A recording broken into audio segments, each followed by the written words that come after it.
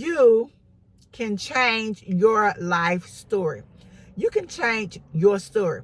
What do I mean? How is it possible for you to change your story because your past is your past? Well, that's not true. You can choose to change your story. And that's what we're going to talk about here today on Hey Sister by Two Cute Sister. If you don't know where you are, you've never been here on my podcast before, here we talk about empowering women to become their best self. We talk about moving from a poverty mindset to one of prosperity and growth. And so today we're going to talk about how we can intentionally and purposely change our life story. We know our story determines who we are. Our past tells us about who we are becoming or who we are, but we can move past the things that happen to us in our past. You know, I know it may sound crazy and it may sound hard to do, but I'm going to give you some strategies to use to help you change your story. Some people call it revising or manifesting a new beginning or whatever you want to call it or however you want to look at it. But for me, it is changing your story. So how can you change your story? How can you change the things that have happened to you? The first way you're going to do that is stop and do an evaluation of how your past is affecting you. What is causing you to be not your best self or be a person that's negative or to be someone who is not doing the things that they should? Because I know for each of us, our past, the things that happened to us influence the way we behave today. True story. My mom has this weird way of making eggs. She has to cut. When she's doing eggs, a certain little part, she crack an egg open, she has to go wipe certain little stuff out, do this and do that. And I'm like, I finally asked her one day, I said, why are you doing that? And she said, well, I grew up doing this. And so even now today, it is hard for me not to do the same thing because that's the way she taught me. And she taught me that because of some fear or some phobia she had about certain parts of an egg. So I said all that to say this: our past, the things we grow up with, do influence how we act or how we become. And so one of the first things we have to do when we're going to move past something is to look at what it is and how it affected us.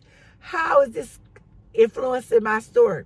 If we've had a bunch of bad relationships with men, it's easy to say that chances pretty darn good we're going to continue to have bad relationship with men, or we're going to be suspicious of them. I happen to be one of those people who grew up. My dad was my dad, and I loved him to death, but he did a few things. And so I don't really trust men like I should because of the things that my father did. And even though I am an adult, I'm a woman, and the guys I meet or have met have nothing to do with the things that my daddy did, but because of what I grew up with him, I have a suspicion of men. It's hard for me to trust them. I have a mentality of I'll just go do it myself. I don't want to ask, and if I ask and you don't move fast, my sister's the same way, then we'll just go jump and do it. But that's because we grew up with a father who sometimes wasn't as dependable as he should have been. Of course, it took us getting grown to find out a lot of what was going on with my dad. Had to do with some stuff that was going on between him and my mother. Adult story. But one of the things we have to do is move past our past. We have to look at it, evaluate, and see what happened and ask ourselves why. And we have to analyze and begin to allow ourselves to heal from the things that happened to us in our past. The next thing we're going to have to do is surround ourselves with positive people, with positive things. We can't be positive if we're around a bunch of people who are negative. We're going to constantly talk negative, be negative. We can't expect anything except negativity. So one of the ways that we're going to have a different outcome, and we're going to change our life story, we're going to have to be around people who are talking positive, being positive, doing positive things. And we're going to have to make an effort to do that ourselves. As they say, you become what you see. So if all you see and all you hear is negative, then what do you think you're going to do? You're also going to be negative. So in order for us to be positive, we have to make a conscious effort to be around positive things. So that's just like if I'm going to stop eating a lot, I can't hang around those friends of mine that like to eat all the time. I said, well, I have a weight goal, or I have something I want to accomplish that have to do with my physical being, that have to do with my eating habits. I cannot be around a bunch of people who are eating wrong or eating the way I used to eat. Until I've overcome that, I can't hang around with it. It's like taking an alcoholic, trying to get them to go to AA, but then constantly taking them back to the bar. It's going to be a little hard to do so. We have to think about that in the same way we think about the difference in being positive or being negative. We cannot continue to surround ourselves with negativity if we're going to do something different this year. We also have to give ourselves some grace. We have to forgive ourselves. Yes, forgive yourself for the things that you have done wrong or the mistakes you made, or if you didn't quite do as well as you thought you should have. Give yourself some grace. You deserve it. You can forgive you. Forgive yourself. Say, hey, I'm human. I made a mistake. We all make mistakes. There's nothing unusual about making a mistake. Allow yourself some forgiveness. Allow yourself some grace. Forgive you. Forgive you. You trusted that person. They did you wrong. You felt like you should have known better. Forgive you. You didn't do what you said you were going to do and you feel guilty. Give yourself some grace. Forgive yourself for the things that you did that were wrong. And sometimes we think the world is holding us accountable. They keep holding up to us the things that we used to do. And really, it's us. We are the ones that are punishing ourselves for the things that we have done. We keep bringing it up. We keep talking about it. And it's not the world. It is us. So allow yourself some grace.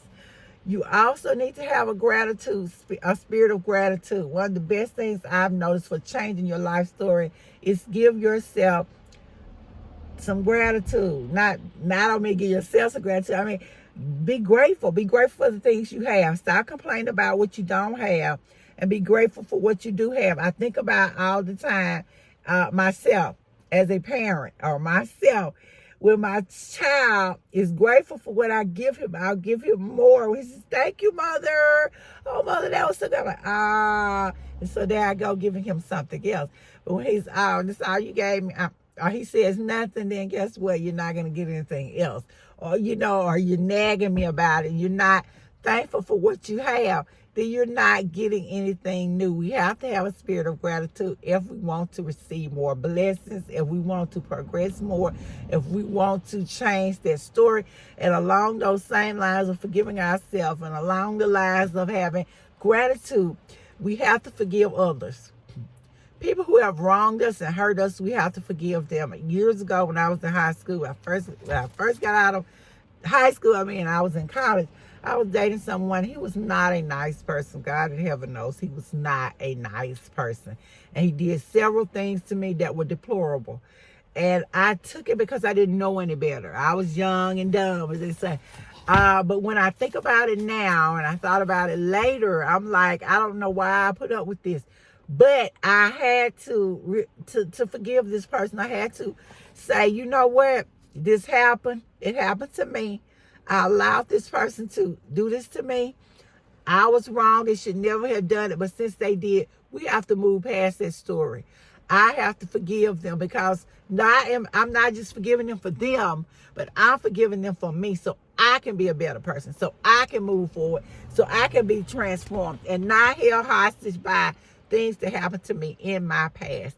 And so as we move into a new beginning, as we become new people, we begin to transform our mindset again from that of poverty to prosperity, from lack to abundance, from being stagnant to growth. Then we have to allow ourselves some grace. We have to forgive others. We have to be grateful.